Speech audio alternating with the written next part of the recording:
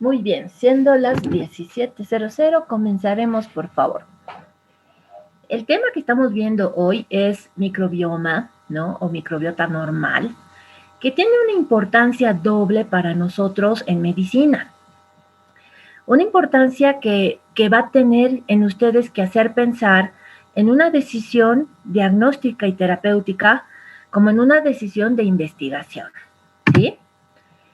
Hay definiciones operacionales que nos ayudan mucho. Recuerden que a modo que ustedes avanzan los años, pues la terminología técnica va variando, ustedes se apropian de la terminología técnica y ya la pueden ir utilizando sin generar ningún tipo de confusión. Si se dan cuenta, ahí van a encontrar términos muy interesantes, ¿no? Microbiota, flora microbiana, por ejemplo, ya no se utiliza, ya eso cesó, se fue cambiando por lo que es microbioma, ¿sí? Microbioma es la comunidad de microorganismos en un hábitat específico. Cuando hablamos de microbioma, ¿no? O de microbiota, nosotros tenemos que tomar en cuenta qué microorganismos están viviendo en un área determinada, porque recuerden que los microorganismos no son anárquicos, no viven aquí, allá, al otro lado. Hay microorganismos específicos que habitan cada región y por lo cual nosotros tenemos la posibilidad de iniciar tratamiento si es que este microorganismo ha salido de su hábitat real. Cuando ya hablamos del microbioma, en este caso, nos referimos a esta comunidad, ¿no? A esta comunidad, pero que se encuentra realizando una función en dicho entorno. Es como ustedes, ¿no? Ahorita son la microbiota de segundo año, ¿no? Están en un lugar específico que es segundo año, pero ahorita están cumpliendo una función. ¿Cuál es su función? Están asistiendo a una clase teórica, están haciendo algo. El metagenoma va a reunir los genes que va a tener la comunidad de estos microorganismos. ¿Por qué? Porque recuerden que son cocos, bacilos, gram positivos, gram negativos, hay anaerobios, hay los que hacen esporas, hay los que tienen cápsula, y además nosotros compartimos no solamente con otras bacterias, ¿no? Hay virus que forman parte de la microbiota normal. Cuando nos referimos a metaboloma, el metaboloma nos va a ayudar a observar la cantidad de metabolismos que está produciendo esta comunidad de microorganismos. Y ustedes aquí dirán, ¿y eso en qué nos influye mucho? De un modo muy interesante, por ejemplo. Cuando ustedes estén en años superiores y encuentren la denominada encefalopatía hepática, ¿no? De un paciente que tiene un proceso hepático severo, muchas veces asociado a enolismo crónico, esta persona tiene un sobrecrecimiento bacteriano intestinal.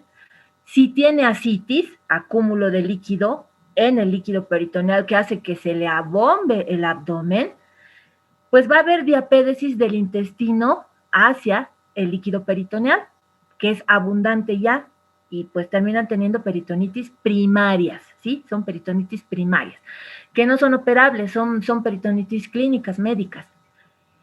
El hecho de que haya este sobrecrecimiento bacteriano tan nefasto en el tracto intestinal hace que estos elementos de desecho empeoren el metabolismo del encefalópata. Por eso es que se le da dentro de su tratamiento, por ejemplo, sustancias que pueden ir eliminando, ¿no? Sin causar un proceso diarreico severo. Se les da el jarabe que hace que ellos tengan deposiciones, pero este jarabe no se absorbe, ¿sí? No se absorbe, que se llama lactulosa. Y se usa mucho la lactulosa porque en personas que tienen constipación, una cucharadita de lactulosa en la noche hace que su intestino empiece a funcionar. La gran ventaja es que no se absorbe. Su acción es netamente local. Entonces, por eso también nos ayuda a ver que este metaboloma nos es importante. El transcriptosoma, la cantidad de genes que tienen la capacidad de transcribir en esta comunidad de microorganismos. Este es el bonito, ¿no? El resistoma, donde a ustedes ya han llevado la parte de resistencia bacteriana, ya han visto cómo es el microorganismo capaz de tener una maquinaria que resista a los antibióticos y que tenga la capacidad de copiar a otros. Entonces aquí en un nicho en un nicho ecológico dentro nuestro, en las zonas donde tenemos microorganismos, podemos encontrar a estas bacterias que están reteniendo esta información, pero que en algún momento las va a compartir, ya sea entre ellas o ya sea con otras bacterias que van a ser patógenas pero no resistentes, van a ser patógenas sensibles, pero estas que están haciendo el resistoma les van a pasar la información. Estos dos términos los vemos hasta en las propagandas, ¿no es cierto? Probióticos, prebióticos, que también ustedes van a utilizar mucho, ya sea que traten adultos o se dediquen a la pediatría. Los probióticos son microorganismos como tal.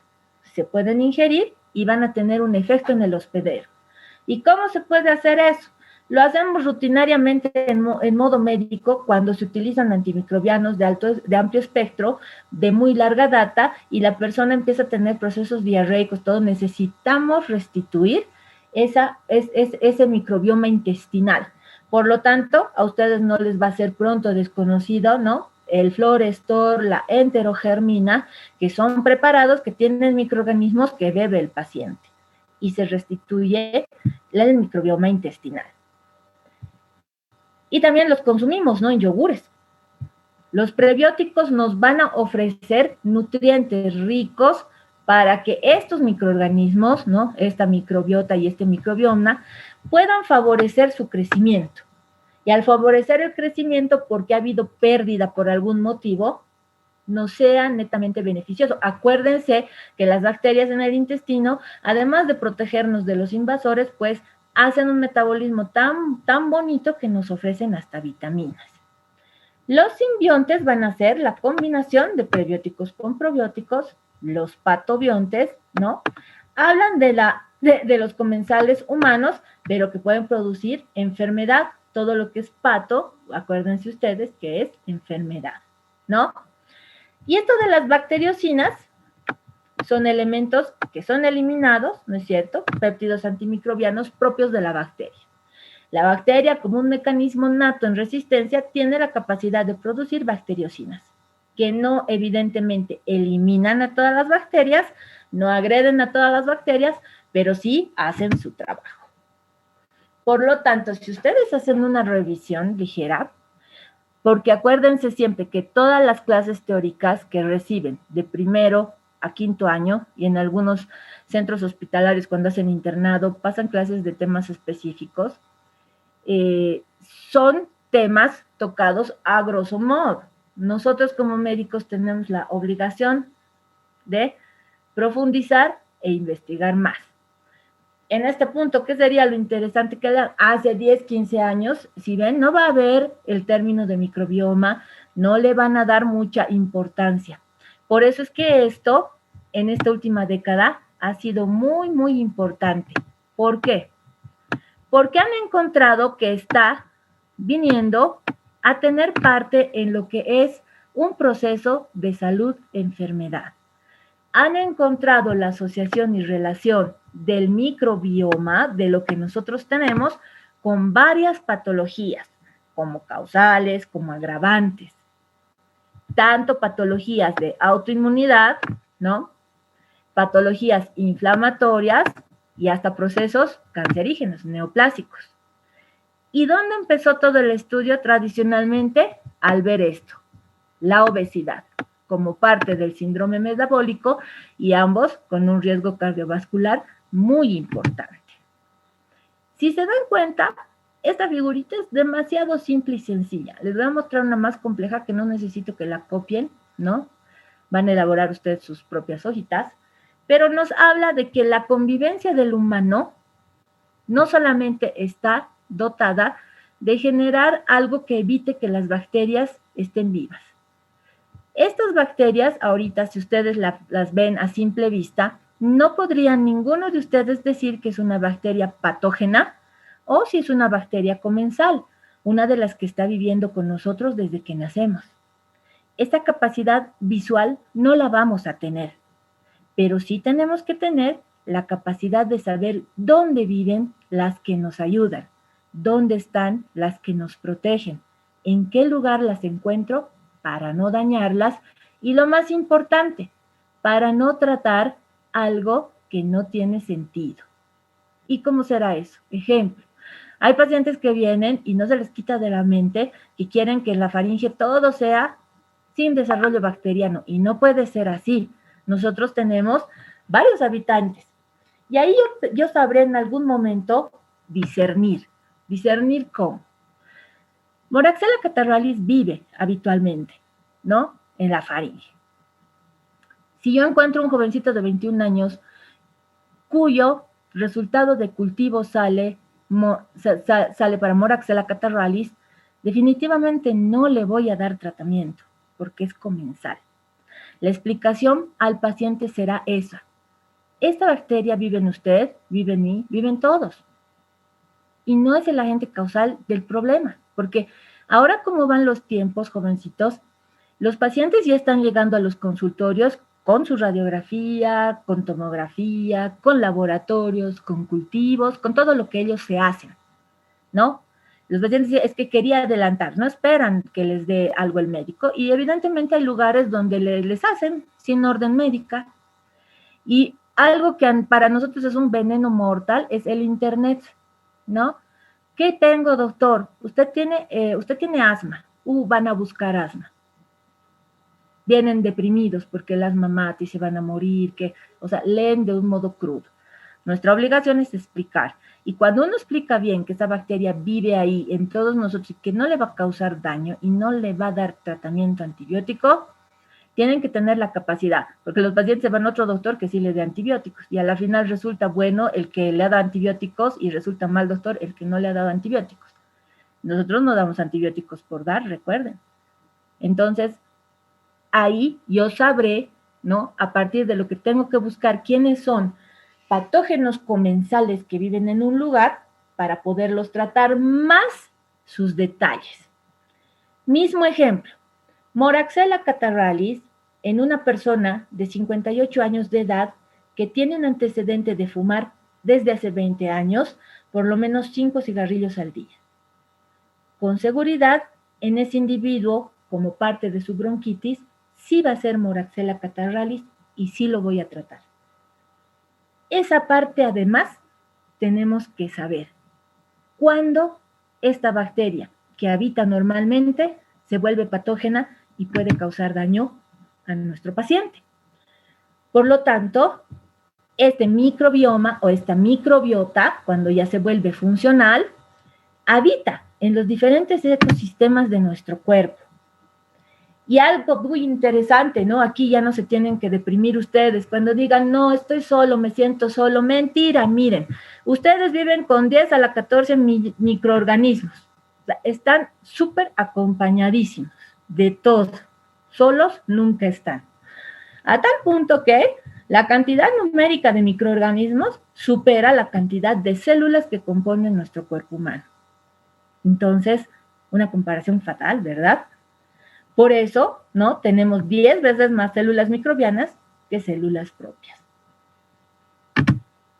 Eso nos lleva a pensar que no todas las bacterias son malas. Si viven con nosotros es porque nos están protegiendo. Esta imagen no necesito que la copien, la graben, la nada. Necesito que hagan sus propias imágenes. ¿Por qué? Esta es para dar un ejemplo de que, miren, todo esto que está aquí en los cuadraditos correspondientes son parte de la microbiota normal de cada segmento. Todo lo que ustedes están viendo ahí en cada cuadradito enumerado es lo que viven normalmente. Por lo tanto, será bueno que yo sepa esto, claro, pero hágase usted su propio cuadro. Y cuando encuentre patógenos que están en su sitio, pues no se los trata. Pero una cosa tiene que quedar bien clara. Miren, por ejemplo, si en vía urinaria, ¿no? A ver, vámonos al intestino. Si en el intestino grueso yo tengo, aquí lo vamos a rayar, Escherichia coli.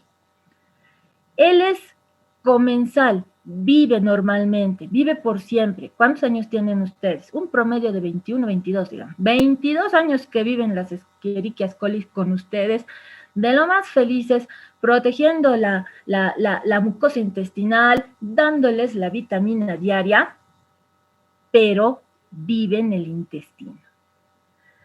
Por azares del motivo, esta imagen es de una damita, ¿no? Sale del intestino, perine corto, y entra a vía urinaria. Ay, pero ¿por qué sale por sí solo? No, no sale por sí solo, pues hay problemas. La persona puede tener diarrea, que es un antecedente muy, muy frecuente en infecciones urinarias. Puede ser arrastrado desde el periné, vagina y todo lo que es el introito vaginal, donde tenemos la uretra, ¿no? En la actividad sexual, por ejemplo. Puede haber falta de aseo y algo muy interesante, puede haber exceso de aseo. Todo extremo es malo. Y cuando esta Escherichia coli, que está aquí en el cuadrito como bien bonita, pero tiene que estar en el intestino, pasa a vejiga, pues ya tenemos cistitis, y si se sube hasta aquí órganos retroperitoneales del riñón, pues ya tenemos pielonefritis. Nuestra bacteria comensal, que vive muy bien y está feliz en el intestino, ha salido de su hábitat y no sabe qué hacer al otro lado y genera daño, genera enfermedad. Por eso también debemos saber reconocer qué bacteria hemos encontrado ahí, pero que no le correspondía estar. Por lo tanto, ese será nuestro caso y ese será nuestro paciente a tratar. Pero ¿desde cuándo nosotros tenemos la microbiota? Hay artículos muy interesantes que se han empezado a publicar antes de la pandemia, donde inclusive han encontrado pequeños microorganismos que estaban habitando la placenta, ¿no? Acuérdense que un bebé está en un lugar súper, súper estéril, ¿no? Protegido por la mamá, y pues encontraron bacterias en la placenta, pero son bonitos artículos, búsquenlos. De todos modos, en general, todos nosotros vamos a adquirir el microbioma o la microbiota el momento en que vamos a nacer, ¿no? Ahora, ustedes no sé si sabrán si sus mamás les han dicho cómo han nacido. Sería interesante preguntar, ¿no? Yo, mamá, ¿cómo he nacido? La mamá dirá, he estado contigo ahí 18 horas de trabajo de parto y tal, ¿no? Les van a dar el sermón, no hay tanto, y que no había anestesia, que yo estaba sola en la sala y has nacido. ¿Para qué? ¿Para qué no hagas tus tareas? Los otros preguntarán, ¿no, mamá, cómo he nacido? Ay, hemos ido a una cesárea, no has podido nacer, hemos programado la cesárea, he estado en un quirófano, he estado tranquila, ¿no? Con anestesia, has salido tú, todo bien bonito, yo he tenido que soportar la parte, porque eso, por si acaso la cirugía de la cesárea, que lo vamos a ver en un ratito, es muy cruel, ¿no? No es abrir un poquito y sale el bebé. ¿Y para qué todo eso? Igual, para que no hagan tarea. Entonces, tienen que hacer sus tareas para que su mamá ya no les termine diciendo que han nacido, para que no hagan su tarea de paso, ¿sí? Ya desde entonces, nosotros tenemos el contacto, pero nuestras bacterias van a ser diferentes. Así hemos nacido por parto o hemos nacido por cesárea, ¿sí?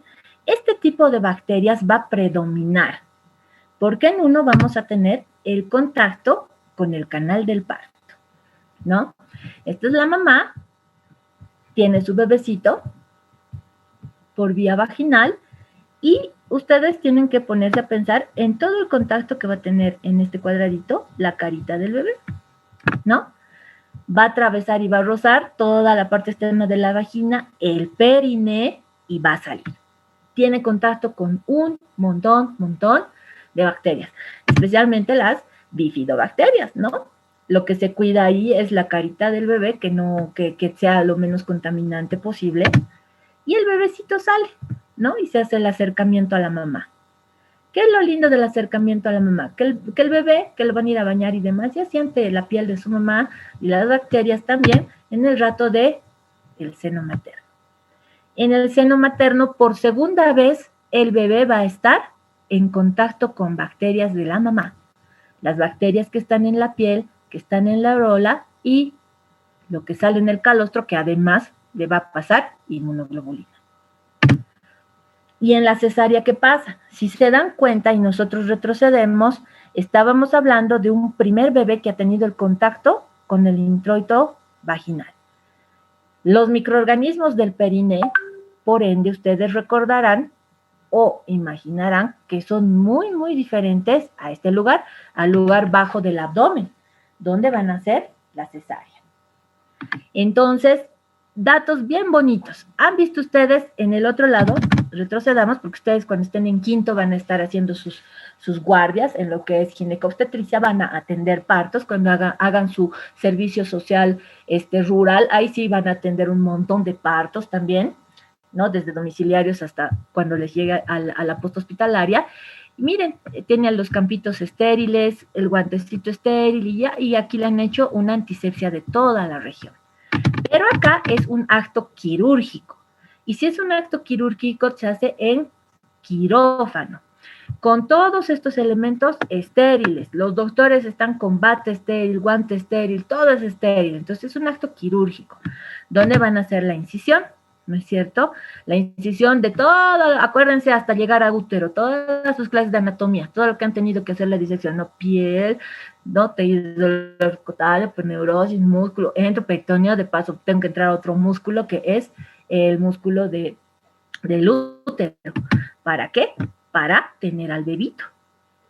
Pero miren el acercamiento. ¿Por qué les hago énfasis en esto? Para que entiendan cómo nosotros adquirimos una microbiota, ¿no? Miren el abocamiento del bebecito acá, ¿no? Está en contacto con el introito, está en contacto con el periné. Pero acá, no. Aquí está en contacto ¿con quién? Con el doctor, sus campos estériles, sus guantes estériles, y lo sacan con mucho cuidado, ¿no? Porque rompen la bolsa recién. El bebé nacido por parto, él solito, ¿no? Sale, no es necesario romper la bolsa, aquí sí. Lo sacan al bebé y todo el acto quirúrgico se cumple. Entonces, ¿con qué cosa está en contacto el bebé? Con microorganismos de la piel de la mamá. ¿Sí? Y luego de hacer todo el procedimiento, se hace también la abocación. ¿Para qué? Para el contacto con el seno materno. Pero no hay diferencia, muchos dirán. Evidentemente sí existe una diferencia importante en el primer contacto. Este bebé por cesárea ha tenido contacto con bacterias propias de la piel, estáfilos, estreptos. El bebé del parto ha tenido contacto con bacterias de otro tipo, todo lo que vive en el introito, bifidobacterios, coliformes y demás. Entonces, aquí nosotros vemos que tenemos una diferencia en lo cual se refiere tener el acercamiento primario a lo que es una bacteria para nosotros en nuestra vida. Luego se queda con lo mismo, no. Como todo en esta vida, ustedes y nosotros vamos a madurar, ¿no? Todos maduramos, ya nos volvemos hasta más serios. No, ustedes lo que nunca se tienen que volver es serios y amargados. La persona amargada es rarita, así que nunca se vuelvan amargados. Pero tenemos que madurar, y esta microbioma madura, ¿sí? ¿Cómo? Ahora, aquí viene una clave muy importante. En la primera etapa del bebé, ¿no? Va a ir madurando de acuerdo a la alimentación. La leche materna le da al bebé muchos beneficios, ¿sí? Y le da bacterias propias de la leche. Pero acuérdense en dos eventos que son bien importantes porque nosotros somos médicos y debemos tener en cuenta absolutamente todos los eventos. Hay mamás que no les pueden dar lactancia materna a los bebés porque toman medicamentos que son proscritos para el bebé, ¿sí? Se suspende la lactancia materna por X medicamento. O hasta el momento. Yo les digo hasta el momento porque todo cambia, ¿sí? Hasta el momento, el bebé de mamá con VIH, pues tampoco se le está dando el seno materno. A la mamá se le prepara para que no haya ese nexo, ¿no? Se le dice y se le explica el motivo por qué no. Y son bebés que van a tomar fórmula. Y el otro grupo es pues los que se quedan solitos, ¿no? Y no está ahí la mamá. Y van a tener fórmula. Y la diferencia entre la leche materna y la leche de fórmula, pues sí es diferente, en muchos sentidos. Luego este bebé empezará a comer sus papillas y todo, y casi cuando tenga 3 años va a tener una similitud de microbioma en el cuerpo muy parecida a lo que nosotros tenemos en el adulto. Y aquí dice, pero varía por factores. El sexo, por ejemplo. Claro, niñas y niños no tienen la misma conformación microbiológica en ciertas áreas. Ejemplo, en el lugar de la vagina, la mujercita tiene un cierto tipo de microorganismos. y en el pene el hombre tiene otros. Por eso encontrar infección urinaria en varones es mucho más común que el resultado de cultivo nos llegue por estáfilo, ¿no? Por estafilococo aureus o estafilococo epidermidis también. En cambio, la mujercita lo que esperamos es que sus resultados nos lleguen siempre a coliformes. El índice de masa corporal. Hay lugares muy interesantes, especialmente cuando las personas ya son muy obesas, que se forman pliegues y en esos pliegues hay sobrecrecimiento bacteriano. Abajo de las mamas, el abdomen es muy, muy voluminoso y se pone colgante, ¿no? A nivel de ese pliegue de abdomen que se hace, a nivel de la ingle. Entonces, todo eso va variando. Y algo que nosotros nos negamos a hacer, ¿no? Que es el consumo de fibra. Yo les digo, consumo de fibra, yo no voy a estar agarrando el afrecho, afrechillo, eso es para los polios. Sí, pues eso es cierto, pero la fibra está en todo, ¿no? Todo tipo de alimentos. En un ratito vamos a ver, nosotros deberíamos consumir eso. ¿Para qué? Para mantener nuestra microbiota de una forma equilibrada y el microbioma pueda cumplir todo su trabajo como debe ser. Y también está referida a la actividad física que va a tener cada individuo. Entonces, aquí nos ponemos estos ejemplos. Aquí se van a fijar los puntitos de colores. De los puntitos de colores, sin ninguna explicación, ustedes ya se van dando cuenta cómo más o menos es la evolución. El recién nacido, ¿no? Gradualmente está en contacto a bifidobacterias, lactobacilos, ¿no? Por el canal del parto y por la lactancia materna. El niño y el adolescente. Acuérdense que el adolescente tiene cambios hormonales muy importantes. Y los cambios hormonales muy importantes modifican el pH y modifican el hábitat que puedan tener cierto tipo de microorganismos. Por eso son susceptibles a cambios. Y aquí, yo les digo sinceramente, aquí todos nosotros echamos a perder nuestro microbioma, especialmente en la actualidad. ¿Por qué? Porque el niño y el adolescente, ¿dónde va? Al colegio, ¿no? Por lo tanto, todos los recreos son insalubres. Los chiquitos están con sus papitas, pipocas, chisitos, no sé qué polvitos de colores que tienen ahí un chupete. Desastres de recreo, desastres de recreo. Y eso lo hacemos nosotros los grandes. Eso es lo que nos cuesta a ratos cambiar. Será por cuestión de tiempo y demás. Los adolescentes lo mismo, no se llevan recreo de casa, la gran mayoría, ¿no? Las personas que han visto tienen sus hermanos o a ustedes les daban, de hecho de casi le llevaban, qué felices que son. A muchos adolescentes les dan, ¿no? 5 pesos, 10 pesos y ya verá qué se compra. Entre que no se compra nada porque quiere ahorrar o que se compra igual tonteras. Y el adulto, ¿no? Modifica más porque ya prácticamente tiene un hábito alimenticio hecho. El único motivo por el cual va a cambiar ese hábito alimenticio es por enfermedad. Usted es diabético, ustedes hipertensan, ya pues tienen que cambiar la dieta. Mientras tanto, no lo van a hacer. Y aquí ya entramos con el juego de estos dos grupos, de los firmicutes y de los bacteroidetes. Ellos dos en el intestino son los que van a equilibrar, si están unos más que otros, a que nosotros empecemos a engordar y terminemos obesos. Acuérdense que la obesidad es un problema de salud, es un problema para la salud, no es un problema excluyente para ambientes laborales ni nada, es salud.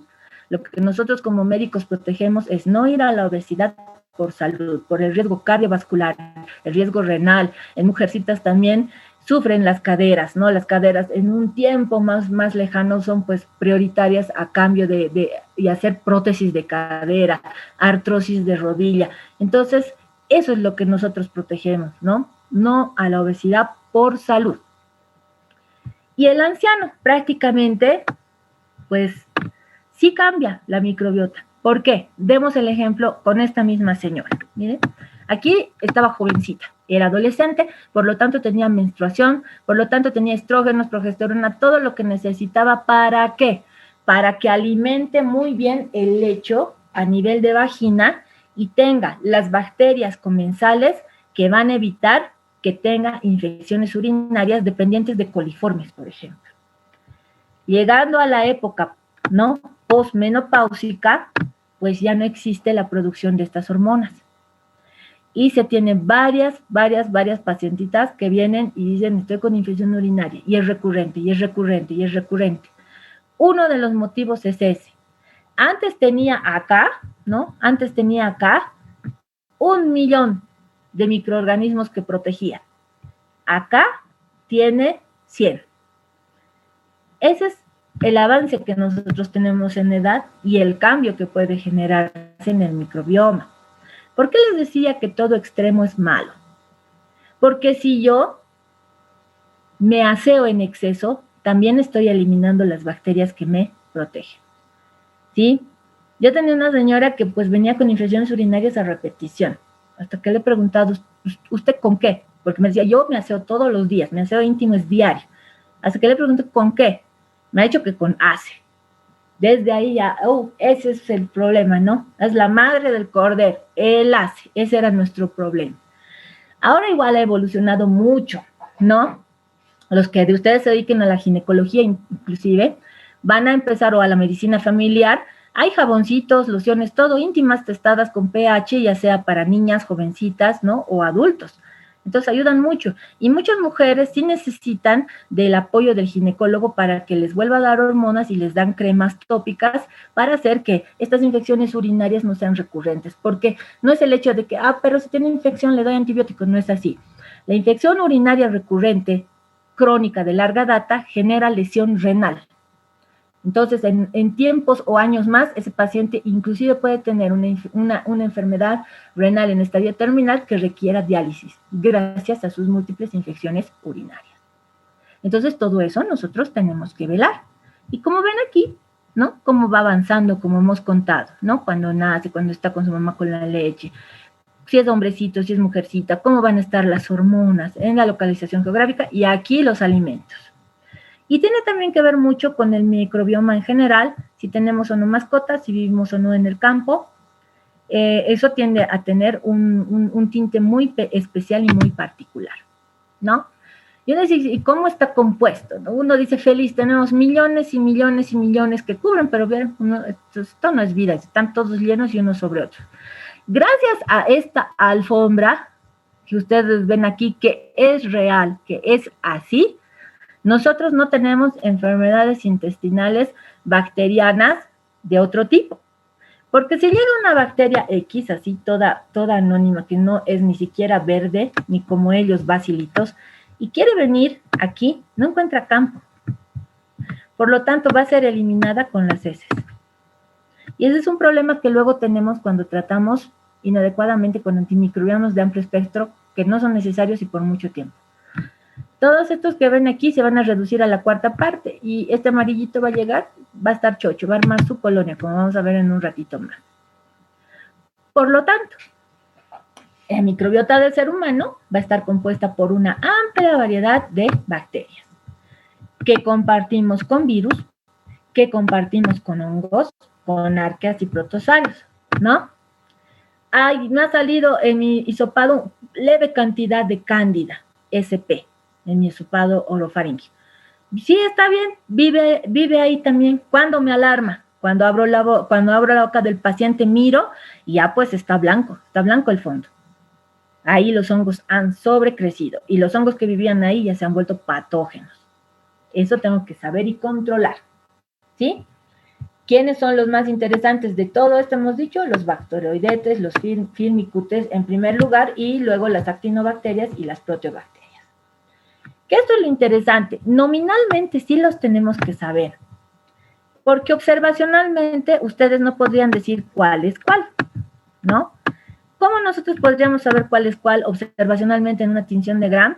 Solo si sabemos si uno es coco o bacilo, o si tiene alguna agrupación en particular. Luego, si se fijan, son bacilos Gram negativos. A simple vista, yo les podía poner dibujos hasta de gráficas hasta de Klebsiella, colis y decirles, oh, miren los bacteroidetes, miren los firmicutes. Por eso es que necesitamos hacer la bacteriología clínica aplicada. Y es lo que decíamos en el ejemplo. Miren, cuando encontrábamos este verde así, todo atestado, no había campo para que llegue nadie. Pero miren aquí, cuando ocurre el evento de que estamos dando nosotros o antimicrobianos de amplio espectro o ha tenido otro tipo de enfermedad la persona, ¿no? Pues quedan pocos, miren, el intestino, algunos se están quedando a defender, todo, llegan los otros y les dicen, pero yo creo que aquí podemos vivir y hacer nuestra propia colonia. Miren, tienen espacio y lo van a hacer. ¿Y qué es lo más frecuente que van a ver ustedes? La colitis pseudomembranosa por el Clostridium difficile. Ese es a ojo cerrado, ¿sí? Y en los bebecitos, los que hagan pediatría, van a ver cómo la mucosita sufre mucho, ¿no? Cuando las guaguitas tienen rotavirus. Entonces, eso es lo que nosotros tenemos que cuidar, porque van a colonizar todas las superficies libres, ¿no?, del cuerpo humano. La microbiota intestinal resulta ser uno de los grupos bacterianos más grandes y pesados. Los testean y los pesan en kilos, en kilogramos, porque tapizan todo. Acuérdense, por anatomía son metros y metros y metros, y las bacterias no se miran a simple vista, ¿no? Ni reunidas 20. La colonia que ustedes pueden observar en un medio de cultivo tiene pues que tener una cantidad terriblemente grande de bacterias para que nosotros podamos ver un puntito blanco que es una colonia. Pero luego no las vamos a poder ver a simple vista. ¿Por qué la división es así? Le habíamos dicho, no nos sintamos solos porque siempre vamos a estar con 10 a la 14 bacterias que nos acompañan en nuestra alegría y tristeza. Divididos de este modo, cada quien en lo suyo. Antes decían, no, el estómago no tiene nada, de nada, pero de nada, sí tiene, ¿no? Tiene algunas bacterias. Miren, el más poblado, es lo que decíamos, los metros y metros y metros. Todo lo que es intestino, pero ¿a expensas de quién? Ustedes mismos ven en el cuadrito, del intestino grueso, a expensas del intestino grueso. Entonces, evidentemente sí tenemos una cantidad elevada en este segmento, porque estamos hablando de varios segmentos, ¿no? El intestino delgado va a estar predominado por ¿quién? El predominio para intestino delgado van a ser los fibrosos. Y para el intestino grueso son los bacteroidetes. ¿Y eso para qué me ayuda? Porque una persona que mantiene un peso saludable, ¿no?, tiene una gran cantidad de firmicutes y van a ir bajando los bacteroidetes. Y esta parte es lo que se va a empezar a alterar, este equilibrio que lo vemos acá, para que esta persona ya tenga trastornos de peso. En la vagina va a predominar el lactobacillus. Y esto es interesante, porque es funcional al pH. Es lo que decíamos, ¿no? Las hormonas le van a dar un pH a la zona y vamos a tener poblado algo para que nos defienda. Pero en el transcurso de la vida, hormonalmente ya entramos en déficit y es este pH el que va a cambiar y no va a permitir la estabilidad del nicho ecológico donde debe estar. Y la piel, en cambio, puede tener Staphylococcus propionibacterium o Corynebacterium. Por este simple detalle de la piel, les comento que desde hace ya unos 5 o 6 años, se modificó el resultado de quién es en primer lugar la bacteria que genera infecciones de torrente vascular asociados a dispositivos endovasculares. En resumen, ¿quiénes infectan? ¿Qué bacteria infecta? De pacientes que están con catéter, ¿sí? Catéter. De los catéteres, el más complejo es el catéter venoso central. Es el grueso, es el que nos tiene que llegar hasta vena cava, uno de sus lados. Utilizado para ver la estabilidad del paciente, para dar mucha mayor cantidad de medicación porque está en una vena gruesa, ¿no? Pero catéter también es la bránula. Y la bránula mal cuidada, que hace dar flebitis y sobre esa flebitis da celulitis, pues válgame Dios que va a estar ahí el estafilococo, pero aureus. ¿Y en qué ha cambiado estos últimos 5 años?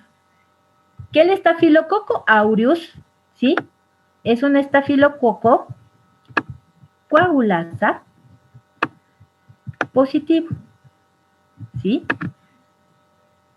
Por eso saben que es aureus, estafilococo coagulasa positivo, porque a una de las pruebas que se somete este estafilococo en los laboratorios y se lo somete a plasma, hace un coágulo, y es coagulasa positiva, por eso, es una de sus pruebas.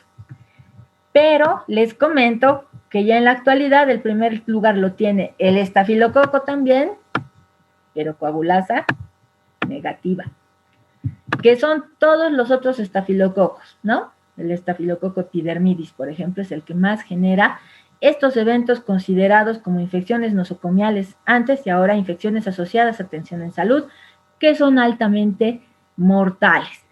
Antes se decía, ¿no? Salía el resultado, el SN, coagulasa negativo, no, difícil, no puede ser, no es patógeno. Ha sido mal tomada la muestra. Pero ahora nos sale esto, pues sí, ese es el patógeno. Y ustedes ya van a ver en las prácticas que tengamos cuando llegamos a medios de cultivo o algo, y especialmente hemocultivos, que tiene que salir en los dos hemocultivos sí, positivo para decir que tiene, no solo en uno. Entonces, como ven, sí interesa saber qué cosa nosotros tenemos. Ahora, habíamos dicho que esta microbiota, esta gran cantidad de gérmenes, se juntan y viven en un lugar, pero deben cumplir una función, ¿no? Por eso hay funciones del microbioma. Cumple funciones, no se queda ahí sin hacer nada. Lo único que hace sin hacer nada es estar ahí y evitar que venga una bacteria patógena y se cuele. Nada, pero después sí están trabajando. Miren las cosas que hace este microbioma. Tiene la capacidad de fermentar la fibra dietética, transformarla para tener azúcares simples, para tener ácidos grasos. Quien esté con su micrófono, por favor apague, que molesta la audición. ¿Sí? Que sean estos de cadena corta. Luego, capaz además de darnos, ¿qué? Vitaminas. Sintetiza vitaminas. Ay, pero ¿puedo yo tomar todas las vitaminas que quiero? Sí puede, pero les va a dar vitaminas esenciales. Sintetiza la vitamina K, sintetiza la vitamina B12, sintetiza la biotina, ¿no? Que el bacteroide va a sintetizar más, puede sintetizar ácido fólico, tiamina, ¿no es cierto? Y participa en la circulación de los metabolismos de ácidos biliares. Entonces, ustedes se dan cuenta, pues tenemos la posibilidad de que estas bacterias no solamente cumplen una función estando ahí, cumplen una función de cosas como son las vitaminas, prácticamente favorecen mucho a lo que estamos viendo. ¿Qué más puede hacer? Y miren que es algo muy, muy importante. Transformar carcinógenos potenciales. ¿Sí? Por eso los trastornos en lo que es el microbioma intestinal se ha asociado a las personas que puedan tener cáncer, por ejemplo, colorectal. Porque un equilibrado microbioma, pues transforma estos carcinógenos. Lo que tenemos que tener en cuenta, ojo, siempre cuando hablemos de neoplasias, es que las neoplasias tienen un tinte genético además, ¿no? Pero estas pueden ir alargando ese tipo de presentación. Además, ¿qué hace? Va a activar distintos compuestos que van a ayudar a la síntesis de aminoácidos, ¿no? Todo esto ya están llevando en bioquímica, lisina, treonina, ¿y para qué sirve? Esto es muy importante, ojo, tienen la capacidad de modular el sistema inmune, nuestro sistema inmune, enseñan a nuestro sistema inmune, ¿sí? Y protege al organismo de patógenos, compitiendo por el hecho, es lo que habíamos visto, compitiendo por el sitio. Y este cuadrito, que no lo he modificado ni nada, les he traído tal como lo he encontrado, es muy interesante, porque aquí les pone un paralelo, funciones que tiene y a qué enfermedades está relacionada, no su presencia, sino cómo está alterada la composición del microbioma normal del cuerpo humano. Ojo, en áreas no estériles del cuerpo. ¿Ustedes qué tenían que hacer? Un listado de zonas que son estériles, ¿verdad?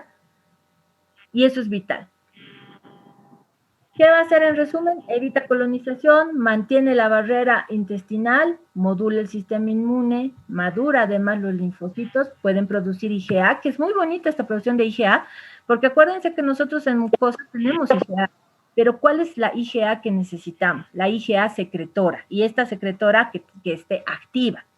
Y pues cumple muy bien su función, porque intestino, todo intestino es mucosa. Vía urinaria, ¿no? Del tercio, de los 2/3 hacia abajo, hacia afuera, en vía urinaria, pues tenemos también mucosa.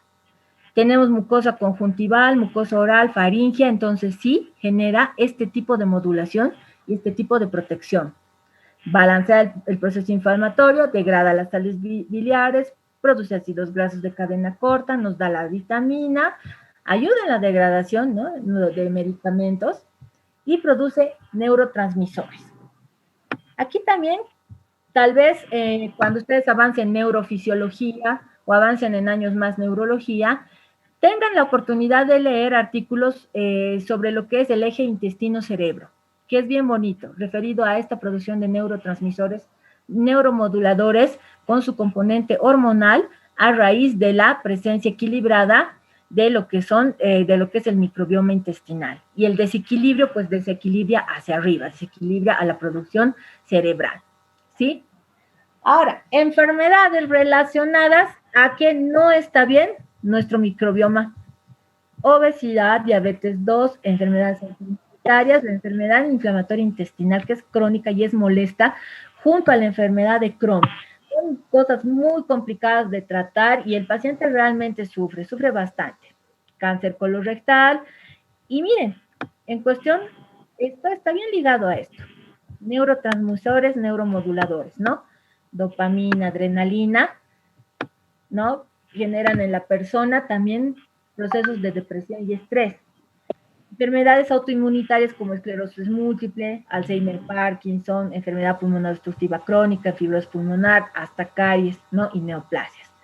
Como ven, son enfermedades relacionadas. Ojo, esa es la palabra, relacionadas. No dice que tienen como etiología. La etiología es el causante, es como encontrar al asesino. En cambio, la relacionada es la que va a formar parte de, es como encontrar al cómplice. Ahora, esto que hemos visto en paralelos, podemos ver cómo se puede hacer esta relación. Cuando nosotros tenemos un grado de podemos modificar etiopatogenia. Aquí vamos a tener en cuenta 3 metabolitos muy importantes que han dado una correlación en lo que se refiere a que una enfermedad pueda progresar. ¿Qué tipo de enfermedades? Las enfermedades metabólicas,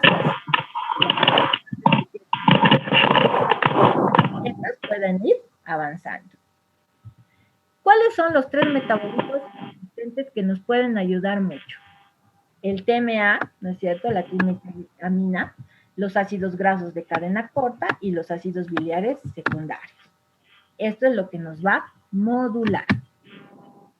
En la obesidad vamos a tener un cambio en la microbiota en edades. Estamos sufriendo nosotros de un problema bastante crónico, ¿no? La obesidad se ha tornado un problema mundial. Lastimosamente iniciado a muy corta edad, al igual que la diabetes mellitus 2. Antes a ustedes les decían diabetes mellitus 2, eso yo les estoy hablando de cuando yo era estudiante, ¿no?, hace muchos años. Y prácticamente ustedes se imaginaban a una persona adulta, porque el niño siempre tenía diabetes 1, era el que había nacido. Pero ahora tenemos niños con diabetes mellitus 2 desde los 11, 12 años. Y sus diabetes son secundarias a la obesidad y a la comida chatarra. Lastimadamente esta pandemia no ayudó mucho a mejorar eso. ¿Por qué? Porque primó mucho, como debe ser, el quédate en casa. A los niños no se los expone innecesariamente. Y por lo tanto, antes ya se tenía la costumbre de que el niño estaba frente a su tele con sus plays de todos los números y la comida chatarra a disposición, gaseosas, pues hemos empezado todos a tener ese problema, ¿sí? Por eso se inicia estos cambios a muy temprana edad, que no es lo correcto. Deberíamos esperar la evolución que hemos visto en los cuadritos iniciales, ¿no? Como uno llega viejito y por la edad, pues ya va cambiando, pero no por los cambios que nosotros podríamos evitar.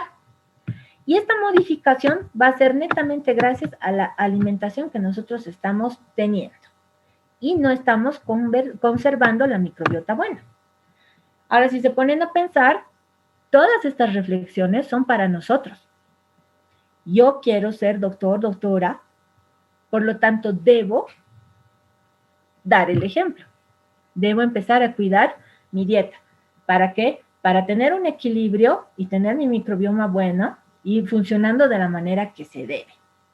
Entonces, No, ustedes pueden darle el sermón a sus pacientes si ustedes no están haciendo eso. Y aquí en este cuadro, en esta gráfica, que es también muy bonita y fácil de entender, está eso, ¿no? ¿Cuánto el porcentaje de carbohidratos puede influir? ¿Cómo se van a modular los microorganismos, ¿no? Para que este individuo pueda tener este tipo de biotipo. Y en el otro lado, cómo desde muy temprana edad se van insertando alimentos nada saludables y pues el cambio porcentual y el cambio en microorganismos realmente es diferente. Y esta persona, pues miren, tiene un montón ya de enfermedades, ¿no? Problemas en riñón, enfermedades vasculares, hipertensión, ¿no? Cáncer del tracto gastrointestinal. Entonces, esto es lo que nosotros generamos. Las nutricionistas aquí van a ser su brazo derecho, porque ustedes no pueden internar pacientes obesos, ¿no? Es obeso, pero es diabético, pero su glucemia tampoco está tan descontrolada, pero es hipertenso, pero su hipertensión tampoco está tan descontrolada. Es un paciente que requiere tratamiento y control, pero domiciliario. Y ahí la clave va a ser la nutricionista, porque su paciente va a volver con ustedes, pero la nutricionista es la que le va a dosificar cuántas kilocalorías y de qué cosas va a alimentarse. Y eso ayuda mucho, especialmente en las personas diabéticas. Cuando lleven semiología, lleven medicinas y estén en nefrología, van a ver cómo son los pies diabéticos, son bien complicados, llegan hasta la amputación. Por lo tanto, nuestra dieta, así de todos nosotros, ustedes, mías y de todos los demás, debe ser de preferencia alta en fibra y debe ser baja en grasas, que es complicado. Nosotros queríamos que en la universidad haya un comedor universitario, que es lo que necesitan muchísimo ustedes, ¿no? Había un ambiente súper grande que lo han dispuesto para otro fin, pero hubiera sido ideal que ahí sea un comedor universitario, donde ustedes encuentren un almuerzo acorde. Porque el 80% de los estudiantes de medicina, de enfermería, de nutrición, de todos los que no van a su casa y se quedan todo el día, ¿no? Por estudio, pues se basa en lo que es salchipapas, en lo que es pollo a la bróster, hasta vienen con sus vasos de Maruchan, ¿no? Les venden más caro por el agua, vaso de Maruchan. Entonces, están picando todo el día papitas y demás. Para un día, 2 días, pues sí, todo el mundo lo hemos hecho, pero para que sea diariamente, no vale la pena, ¿sí? Pueden tal vez levantarse un poquito más temprano cuando volvamos a la semipresencialidad en algún momento y llevarse ustedes, ¿no? Su merienda saludable. Y ustedes dirán, ay, ¿qué piensa la doctora que nosotros tenemos todo el tiempo del mundo? No, porque yo también he estudiado medicina y tenía desventajas, no había computadoras a disposición, el que tenía más dinero de mi curso tenía computadora, no había fotocopiadoras, no teníamos internet. Cuando yo estaba en 4º año recién apareció el teléfono celular, ¿no? Que nadie lo tenía. Y pues sí, había tiempo. Su día y mi día tienen 24 horas. Ustedes estudian. Un punto importante es que los que son papás y mamás y estudian, los que trabajan y estudian, pues solo los que estudian pues tienen que estudiar nomás, no les queda de otra, y preocuparse por su salud. Entonces, esta dieta va a hacer que se nos equilibre toda la vida, ¿sí? Una dieta baja en calorías disminuye, ¿no?, los niveles de carnitina y colina. Acuérdense del TMA que veíamos hace rato. Va a haber una disminución con mejoría de la adiposidad y el peso va a bajar. Y se agradece mucho, agradece el corazón, agradece el riñón, agradece las rodillas, todo agradece, ¿no? La baja de peso. Tienen sus alimentos ricos en fibra y los bajos en grasa. Si se dan cuenta, tienen un montón para escoger, ¿no? También está muy asociado a procesos de constipación, de gastroenteritis y del síndrome del intestino irritable. Este síndrome del intestino irritable es bien interesante, que ya lo vamos a ver, ¿sí? Cuando los niños chiquitos tienen problemas, por ejemplo, con rotavirus, se les puede apoyar con un probiótico, ¿no? Miren, el probiótico va a tener Bacillus mesentericus y Clostridium botulinum. Esto va a ayudar a que esta gastroenteritis pues no genere tanta lesión en el microbioma normal del intestino, ¿no? El niñito pueda recuperar fácilmente su función. En las personas con constipación, pues la dieta rica en fibra les va a ayudar en 2 momentos. Uno, porque la fibra va a generar la remoción de todo lo que es la materia fecal, y pues va a empezar a producir un equilibrio entre sus mismas bacterias. Y la motilidad va a ser adecuada. ¿Por qué la motilidad? Porque acuérdense que hemos dicho que muchas de estas tienen que ver con los neuromoduladores, neurotransmisores, y pues todas nuestras células tienen conexión nerviosa. Todas las que se van a mover tienen conexión nerviosa para generar este movimiento peristáltico que hay. El síndrome de intestino inflamatorio, ¿no? Es interesante porque tiene que ver mucho con procesos anímicos inclusive, ¿sí? Hay muchas personas que están tranquilas hasta que se acerca mucho su tesis de grado, su examen, y de repente el estómago se les empieza a soltar. Están con un síndrome de intestino inflamatorio, ¿no? Aquí ayuda también mucho. Ha habido casos extremos donde se ha necesitado trasplante fecal, según refiere la bibliografía. Yo no he visto nunca esto, ¿no? Pero han tenido mucha experiencia en lo que es Australia y España y Estados Unidos y Canadá.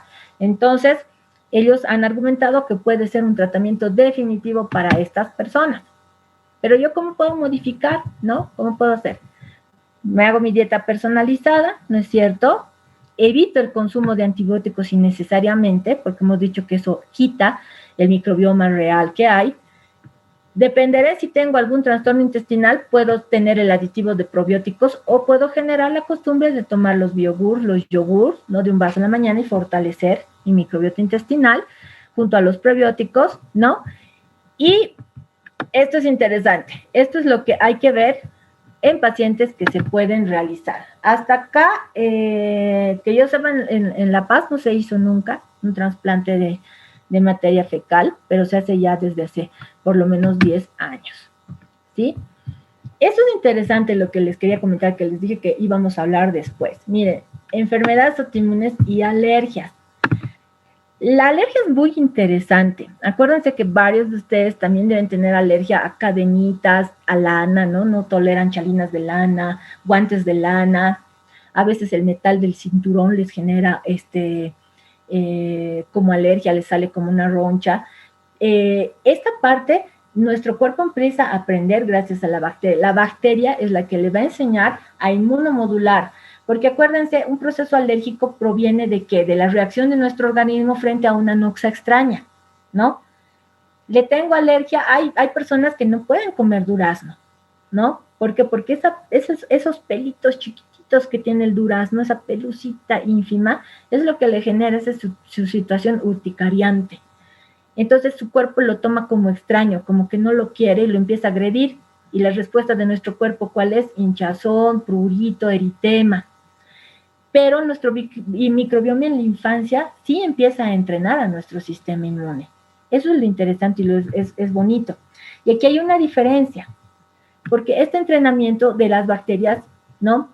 Es mucho mejor, digamos, en niños que han nacido por parto vaginal. Y se ha visto el mayor caso de procesos alérgicos, ¿no? Y hasta asma en niños cuya forma de nacimiento ha sido la cesárea.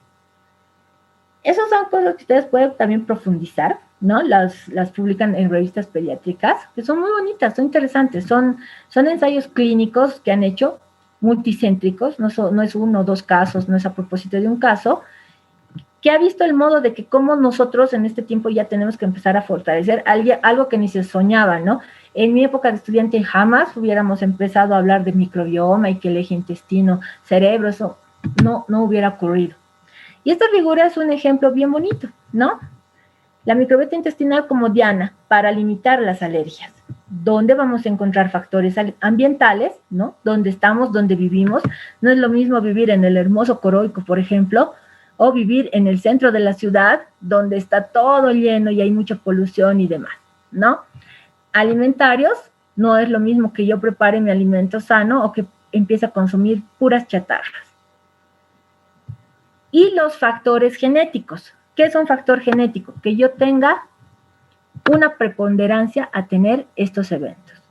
Ejemplo, mi mamá es alérgica a la penicilina y tiene una alergia fatal al ibuprofeno y al paracetamol. Yo no le tengo alergia a ninguno de los tres fármacos, pero sí tengo componentes alérgicos severos de otro modo. Por lo tanto, tengo mi factor genético, que no va a ser una calca. No significa que si mi mamá es alérgica a la penicilina, yo también voy a ser alérgica a la penicilina, no. Pero tengo un componente alérgico. tengo una predisposición genética. Entonces, miren, estos dos lados de vida, ¿no? Hace que una persona pueda tener en algún momento una vida de alergias o pueda tener una vida sin alergias, ¿no? Si todo el momento estoy limpiando todo de todo, si estoy dando antibiótico para todos los resfríos, malestares y fiebres sin motivo ni sentido, ¿no? Aquí ponen como un factor la cesárea. Pero eso no significa que entonces ningún niño debe nacer por cesárea, no. El bebecito puede nacer por cesárea, pero yo tengo que cuidar pues todo este montón de cosas. ¿Acaso solamente la cesárea? No, nada que ver, ¿no? Que sea hijo único, ¿en qué puede afectar? Sí afecta porque son niños bien cuidados, bien protegidos, ¿no? Que no toques, que lávate las manos, que yo te lo picaré, que yo te lo pelaré. No están en contacto con bacterias ambientales y por lo tanto su cuerpo no está acostumbrado a reaccionar con bacterias y deshacerlas, ¿no? O sea, ustedes toquen lo que toquen, siempre va a haber bacterias. La comida, ¿no? Chatarra, todo lo que sea chatarra y pues tenemos un componente alérgico, ¿no? Las personas que viven en un ambiente más saludable, las personas que tienen mascotas, ¿no? Salvo prescripción, porque hay muchas mascotitas, el pelo hace entrar en crisis asmáticas a sus dueños. Entonces, pero de todos modos hay en internet todo, hay, buscan, ¿no? Razas para personas alérgicas y personas con asma hay. Entonces pueden tener ese perro porque son alérgicos, porque acuérdense, como siempre, es mejor adoptar y no comprar. Entonces, si tengo mis mascotitas, ya estoy en contacto. Hay un artículo que quisiera que busquen, es muy bonito, así como para leerlo en algún momento, que ha salido del Colegio Español de Veterinarios, donde ellos han hecho un estudio bien interesante de cómo los médicos veterinarios han tenido la menor cantidad numérica de casos de COVID, porque ellos argumentaban que el coronavirus al cual están predispuestos y expuestos los animalitos y no nos generan daño a nosotros, pues han logrado en ellos darles cierto grado de inmunidad, ¿no? O cierto grado de defensa que evite que ellos hayan podido migrar a formas severas de COVID. Es un artículo muy, muy bonito, ¿no? Para enterarse de todas las cosas que hay. La familia más numerosa, lo que decíamos, ¿no? Unas familias numerosas con varios niños, después todos se prestan los juguetes, todos toman del mismo vaso y demás. Aquí comparten todo tipo de bacterias, pero son bacterias buenas. El alimento saludable, ¿no? Que hayan estado apegados a la lactancia materna, aquí también, este es un punto bueno para la lactancia materna, que hayan tenido probióticos de sus aditivos, que les hayan dado yogur, BioCure, entonces la posibilidad de alergia se va alejando. Y esto es uno de los elementos que salió hace bastantes años, hacer un trasplante fecal. A eso se llegó para darle la importancia a lo que es el microbioma a nivel intestinal, por ejemplo. El beneficio mayor que se ha encontrado es para las formas crónicas y resistentes de Clostridium difficile. ¿Por qué es fatal? Cuando ustedes tengan la oportunidad de ver, tal vez en sus rotaciones de gastro o de imagenología, cuando hagan colonoscopía y encuentren un paciente que ha estado internado mucho tiempo, que ha recibido mucha cantidad de antimicrobianos, está con procesos diarreicos a repetición, que lo deshidrata, le genera dolor porque puede hacer hasta sangrar y desgarrar la mucosa, pues es Clostridium difficile, ¿no? Y eso son unas imágenes muy claritas. Entonces, para Clostridium difficile reiterativo y de difícil tratamiento, pues es una de las mejores selecciones que han podido ver, porque restituyen, ¿no? La microbiota real, buena, limpia, y que puede generar un evento muy favorable a esta persona. Y miren, los resultados son muy buenos, pues que hasta el 90% son efectivos y pues los pacientes se van curando. Por lo tanto, existirá un donante, claro que existe un donante que tiene que tener requisitos, ¿no? No tiene que tener enfermedades intestinales, tiene que tener una dieta adecuada, todo. ¿Por qué? Porque están transfiriendo su materia fecal al otro individuo, ¿sí? Los restos fecales, todo eso se van eliminando y le ponen como si fuese una materia prima, ¿no? El método tradicional, cuando se empezó por la colonoscopía, donde se hacía el preparado de la materia fecal, sacando el extracto puro, como han visto, pero ya se cuenta con cápsulas orales. Y las cápsulas orales están dando buenos resultados en los que van utilizando. Miren, trasplante fecal, las cápsulas orales ofrecen una valiosa alternativa. Y esto ayuda mucho a ¿quién? Pacientes con Clostridium difficile.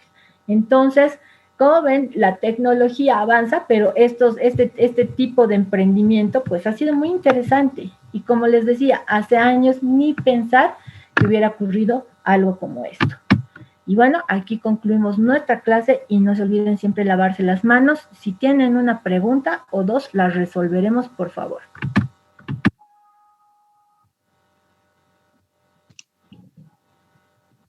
Doctora, en el caso de las personas que una vez me ha tocado escuchar una historia que dice que una persona había consumido una ensalada de fruta y no le había hecho nada, pero otra persona había consumido la misma ensalada de fruta, pero le había caído muy mal al extremo de llegar al hospital. ¿Qué sugerencia podríamos darle a las personas para que en ese aspecto, en ese cambio del sistema inmunológico o a la adaptación de las bacterias dentro de nuestro cuerpo? Ya, muchas gracias. Fabulosa tu pregunta. El primer punto es el mejor, ¿no? Sí debemos nosotros alentar mucho el consumo de ensalada de frutas, pero, como todo tiene un pero, debemos saber dónde consumirlas y debemos saber cómo consumirlas. Lo ideal que es, como les digo, ustedes son jovencitos.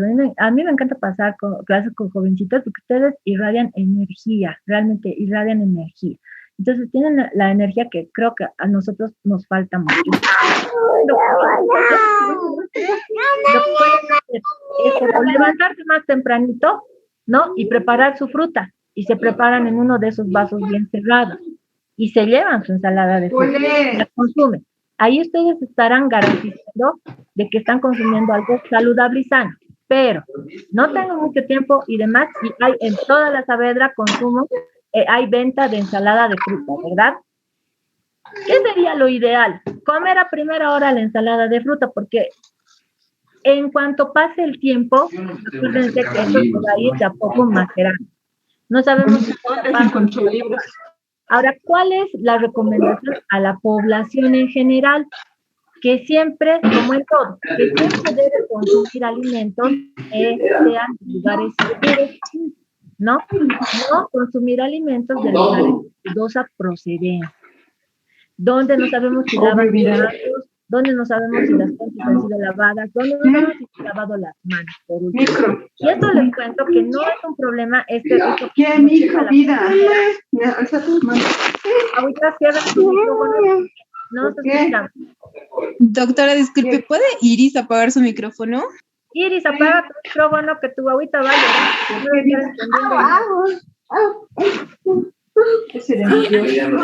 ¿Puedes apagar tu micrófono?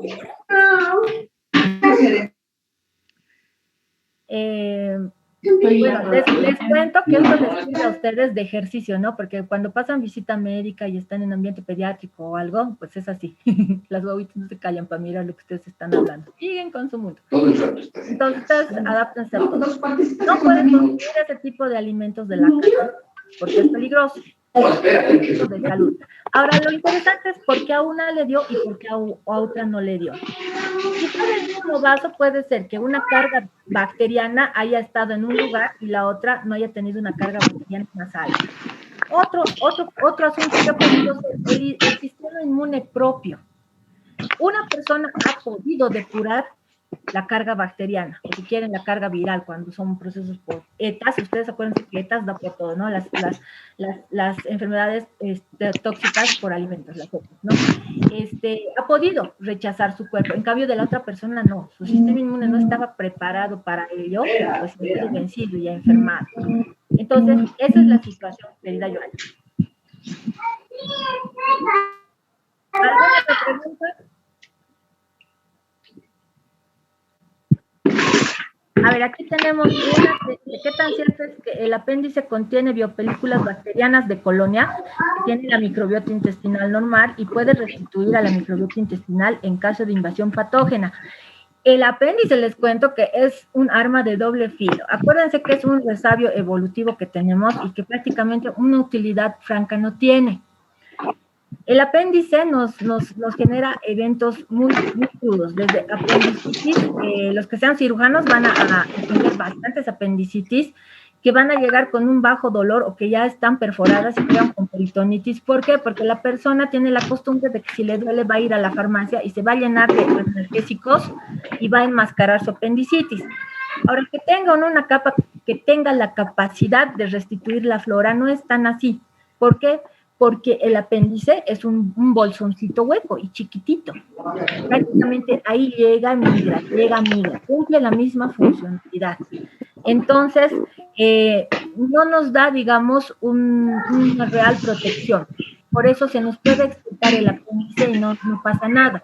Es lo mismo que cuando ustedes tengan pacientes que tengan fiebre tifoidea. Ojo, fiebre tifoidea, no salmonelosis, fiebre tifoidea, ¿sí? Con la salmonella tifi, que tengan 4 veces al año, 5 veces al año, eso es dramático. Salmonelosis es otra cosa.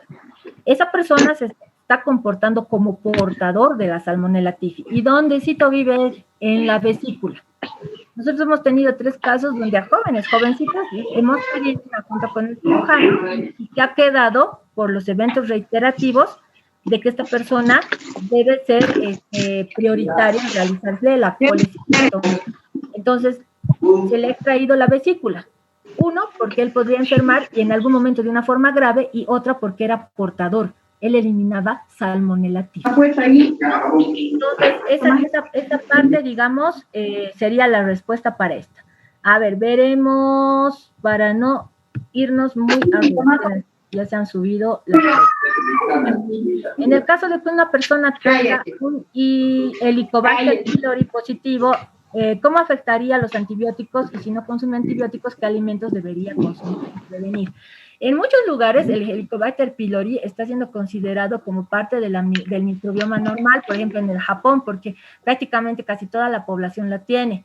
Pero en mucho tiempo se ha considerado como altamente patógeno. ¿Por qué? Porque tiene la capacidad de sobrevivir de una manera contenta a la acidez del estómago, ¿no? Llegar al duodeno, si es que no se queda en el estómago, modificar el pH conveniente para él mismo, para el Helicobacter, y vivir ahí, lo alcaliniza. Y el problema, ¿cuál es? Que puede generar una úlcera y sangrado, pero ni siquiera ese sería el problema. El problema sería que puede dar paso a que empiece a generarse un neo estomacal, un neo de estómago. Ese es el mayor riesgo. Ahora, con referido a los antibióticos, si se da, hay 4 esquemas de antimicrobianos, esquemas para tratar el Helicobacter pylori. Antes se decía y se utilizaba mal el término, vamos a erradicar, no es erradicar, van a tratar, ahora van a ver tratar. Van a ustedes conocer de pe a pa los 4 tipos de tratamiento que hay, cómo se van de uno a otro, y son tratamientos que duran semanas. Y es para llevar. Antes era netamente que se tenía que diagnosticar. Ahora hay el problema del aliento, de la urea, por ejemplo. Se puede hacer pruebas en sangre, se puede hacer pruebas en heces para ver la presencia del Helicobacter pylori. ¿Y cómo puedo prevenir? Tengo que comer todo cocido, todo limpio, todo lavado, ¿sí?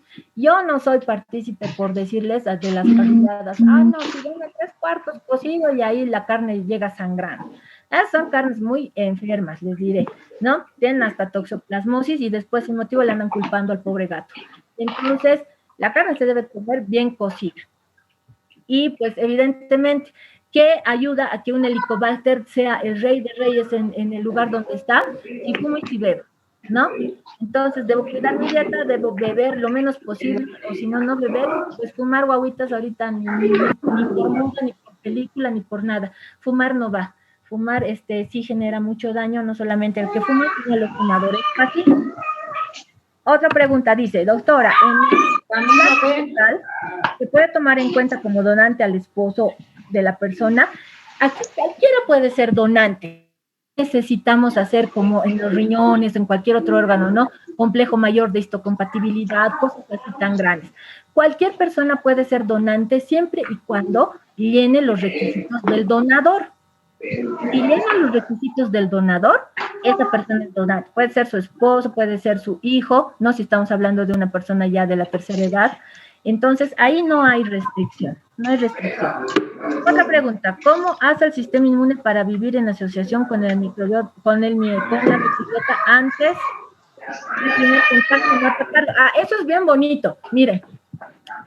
A ver, ustedes, no sé sinceramente si se han llegado a conocer en primer año, ¿no? Los que estaban conmigo el año pasado por lo menos tenían amiguitos, sí se han visto todo el primer año las caras, pero ustedes han entrado en una etapa virtual. Pero es así lo que pasa. Ustedes, cuando estén en sexto año, van a decir, ah, pues nos conocemos de siempre, de toda la facultad, desde primero nos conocemos. ¿Qué? Eso es lo que pasa. Ya un rato El estoy sistema batiendo. inmune está en el bebé. Y acuérdense que en el bebé y el anciano el sistema inmune es inmaduro. En uno porque le falta formar, fortalecer, aprender, y en el otro porque juntamente con la edad empieza a deteriorar, a envejecer. Por eso son dos grupos etarios sumamente delicados. Un viejito tan delicado como un bebecito. Entonces, los microbios pues empiezan a conocer pues su sistema inmune de toda la vida. Y no los van a agredir, no los van a botar, salvo que ingrese a un lugar que es estéril, ¿no? Es como entrar a esos grandes castillos donde les dices, esta puerta no puedes pasar. Y va el curioso y abre la puerta para ver si ahí está el tesoro. Es lo mismo. Que una vez que estas bacterias patógenas ingresan al torrente sanguíneo, de ahí nosotros tenemos las bacteremias, las septicemias que son peligrosas. Y son muchas bacterias que viven con nosotros, pero están en un lugar donde no les corresponde. Ahí, las toallas no hay, ¿dónde están? El sistema inmune sabe, ha entrado en un lugar prohibido y así sea de nuestra misma microbiota normal, va y sigue englobamiento, fagocitosis, presencia de antígenos, todo. Y cuando viene un extraño peor, el extraño va a ser para toda la vida. Eso es bonito de las vacunas, ¿no? Ustedes sí tienen que ser vacunados obligatoriamente por si acaso para la hepatitis B. No pueden ser personal de salud si no tienen hepatitis B. ¿Dónde puedo ir a averiguar? En el vacunatorio del piso 10 generalmente es donde se vacuna todo el que quiera ir. Y ustedes tienen que ser responsables con sus 3 dosis. Con las influencias les dan vacunas para influencias, pero la influenza A viene sola. Muchas personas en factores de riesgo, ¿no? Se hacen vacunar para la influenza A. Pero luego me ha dado igual nomás gripe, dicen los pacientes. Sí, pero no le ha dado influenza A, no le ha dado la gripe A. ¿Por qué? Porque el sistema inmune ha salido y ha hecho memoria con la vacuna. De hecho, a ver si yo lo reconozco, sí, no, no es, procedan y han venido los fagocitos, ¿no? Se los han comido los macrófagos, los polimorfonucleares, que son los micrófagos, todos han hecho la presentación de todo el show. ¿Para qué? Para que salgan los linfocitos B, los terminen de ver, les hagan fotografía de frente de perfil y se guarden en memoria. Cosa de que en un tiempo más, si vuelve a entrar, salen ya conocidos y lo deshacen. Entonces, eso es lo que nosotros tenemos que saber. Por eso es que a nosotros nuestro sistema inmune no nos daña en respecto a las bacterias, guaguitas. Es diferente a las enfermedades de autoinmunidad, donde nuestro sistema inmune nos ve como enemigos. Por eso tenemos lupus, tenemos artritis reumatoidea, ¿sí? Tenemos cirrosis biliar primaria. Nuestro cuerpo nos ve como extraños. Eso es muy diferente. Eso lo van a aprender en Inmuno muy bien. A ver, Alejandra Ríos, apaga tu micrófono, creo que ya te he hecho caso. Cuando está el sistema inmune deprimido, por ejemplo, en pacientes con VIH, ¿se podría volver patógena la microbiota normal? Sí, muy buena tu pregunta, Luis Ángel. ¿Por qué? Porque el sistema inmune no está pudiendo responder de un modo adecuado. El paciente con VIH es un paciente bien interesante. Gracias a Dios ustedes posiblemente conozcan pacientes que estén en estadio VIH, pero no en SIDA. Nosotros hemos pasado la temporada de tener la mayor cantidad de pacientes en estadio SIDA, ¿sí? Que son los pacientes que están con recuentos de linfocitos TCD4 bajos. Deberíamos tener sobre 1500, ¿no? Y ellos venían con 80, con 100. Entonces, como decíamos, ¿no? Yo le estornudo y a él le da neumonía viral. Entonces son bien delicados. Ellos además sufren otro tipo de procesos inflamatorios. Tomando el ejemplo que nos da Luis Ángel, ¿no? Tengo mi paciente con VIH en estadio SIDA,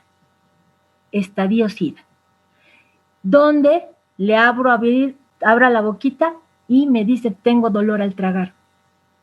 el paciente que yo veo paladar blanco con cándida y que me dice me duele mucho al tragar, a mí sinceramente me da nervios, porque esa cándida ya está en el esófago y quién sabe más abajo. ¿Y qué hemos dicho? Nuestra cándida vive de a poquito, muy poquitos así, poquitos, así como esas familias que no les gusta mucho convivir con sus vecinos, pero son felices en su casita, igualito, así están las cándidas. Pero esta va sobrepoblando, va creciendo, creciendo, creciendo, y ustedes ven un tapiz blanco, blanco, como si le hubieran puesto algodón en el paladar. Y le hacen abrir la boca y ven los pilares, todo comprometido. Y el dato que les diga me duele al tragar es que la cándida ya bajó.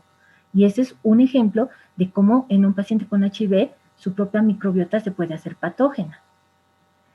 Y otro inmunodeprimido que no sea HIV es el ejemplo que dábamos al principio. Esta persona que es bebedora consuetudinaria, que se alimenta muy mal, que su hígadito ya está en cirrosis, tiene ascitis.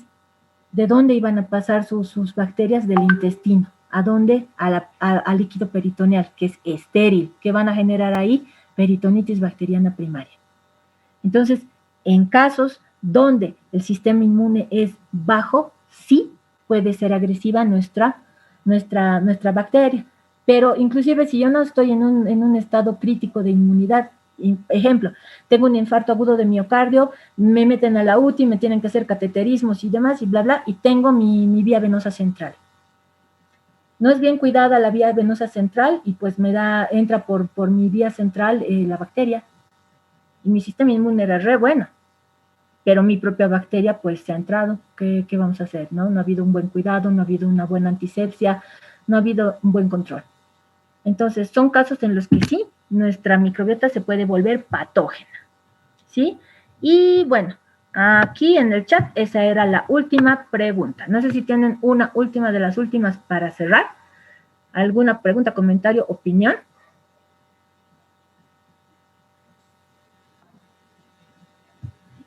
Nada, nenes. Entonces, lo que vamos a hacer es, sus normas de bioseguridad no deben cambiar, ¿sí? Han anunciado que hay variantes. ¿Sí? Doctora, buenas tardes. Una consulta, por favor. Dime. En el caso, doctora, de los orzuelos, sí, cuando no se tratan y se vuelve ya chalación, ¿qué se puede hacer, doctora? Eso lo ven, eso por ejemplo ahí ustedes de médicos generales, mucho las manitos no hay que poner ahí, ¿no?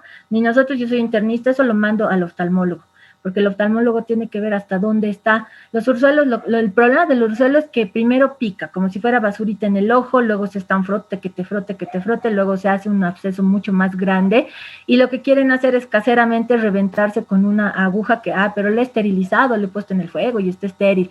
Entonces sí cometen grandes errores.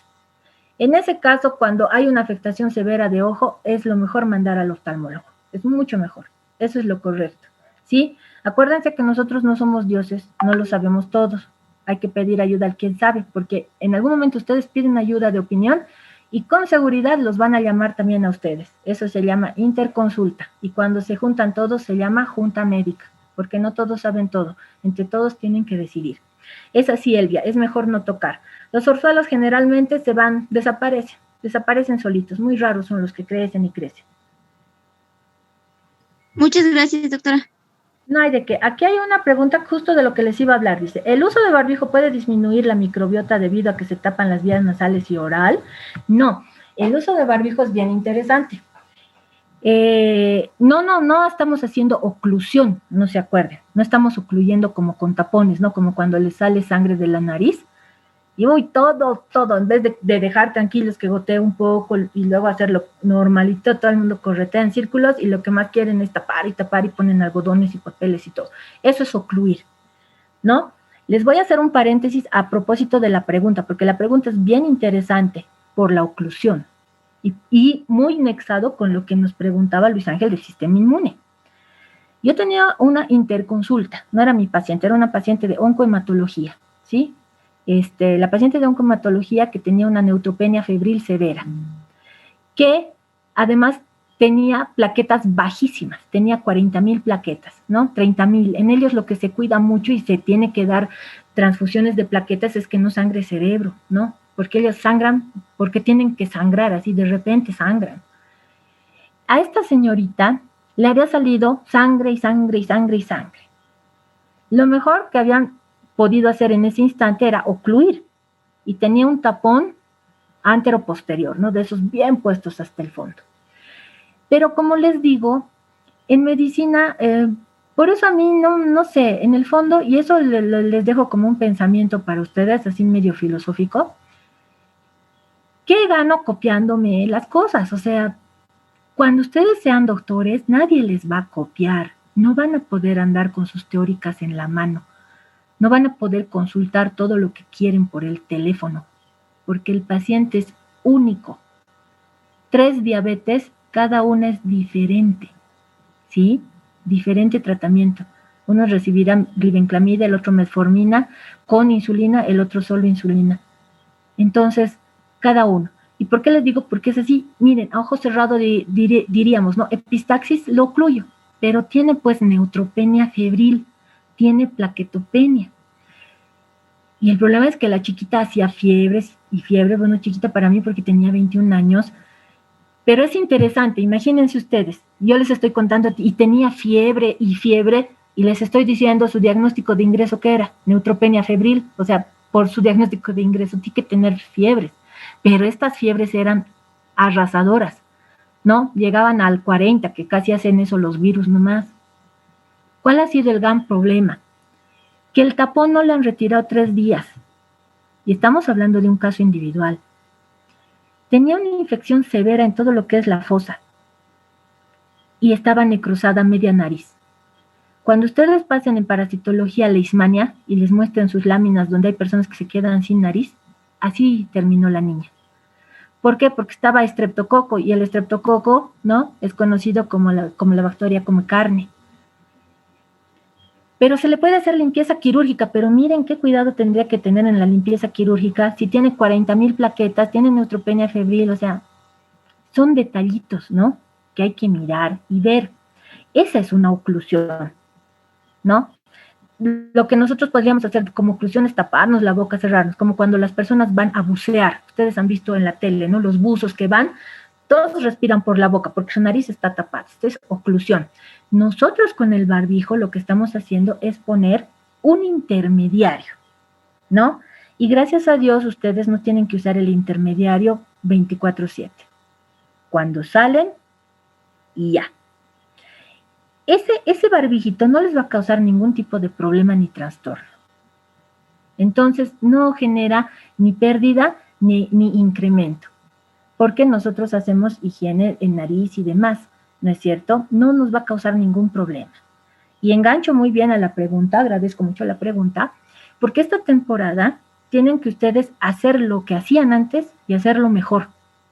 Están aquí las variantes y ya pues están las variantes, ¿qué vamos a hacer? Uno, no tenemos sistemas laboratoriales grandes fortalecidos, porque encontrar una variante P1, KN, de la sudafricana, lo que ustedes quieran, es muy, muy costoso, y eso lo hace a nivel gubernamental. No es como ustedes ahorita, ay, creo que tengo COVID, me iré a hacer un PCR o que me hagan un antígeno nasal. No van a poder decir, ay, mira, iré a ver si tengo la variante brasilera, eso no se puede. Pero ¿qué es lo lindo? Que tiene la misma vía de transmisión. No se transfiere por agua, no se transfiere por alimentos, no se transfiere a través de la piel. Si se transfiere igual que el otro, no tengo problemas si yo tengo bien mi bioseguridad. Si mi bioseguridad es tan buena, me va a proteger del virus nativo como de estas variantes. Pero tengo que ser muy, muy prolijo. Acuérdense que ustedes en el plan de vacunación entran al último, ¿no? Hay abuelitos que no se han vacunado. Las variantes afectan a jóvenes y a niños. Los que tienen hermanitos y demás, hay que cuidar mucho a las guaguitas, porque ellos son población no vacunable, ni siquiera van a ir al final. Todo el que sea menor de 18 años o esté embarazada, no se va a vacunar. Es así de sencillo. Todos los cambios que haya con respecto a vacunas los vamos a saber casi a fin de año, que cuántas dosis, que cuál era la mejor, que cuál esto, que no lo sabemos ahorita. Entonces, su barbijo, su higiene de manos, ¿sí? No salgan sin motivo, y si salen, digamos, estoy harto y quiero ir a caminar, vayan, pero a caminar no vayan a aglomeraciones, nada, bajen 5 cuadras, suban 5 cuadras, llegan, se higienizan las manos, tienen que lavar sus barbijos que son de tela, y no expongan a la familia de un modo innecesario. Ustedes son personas muy, muy valiosas. Han visto, el mundo se ha quedado sin generaciones de médicos, han muerto. Y ha despedido a muchos amigos muy queridos. Muy doloroso es eso. Entonces, ustedes sí son personas valiosas para la humanidad y para sus casas. ¿Listo? Nos vemos, niños, en la siguiente teórica que nos toca compartir. Gracias por escucharme, que estén bien. Hasta luego. Muchas gracias, doctora. Gracias, doctora. Hasta luego. Gracias, doctora. Hasta luego. Gracias por su paciencia, doctora. Hasta luego. Doctora. Gracias, doctora. Hasta luego, doctora. Muchas gracias. A ustedes, gracias.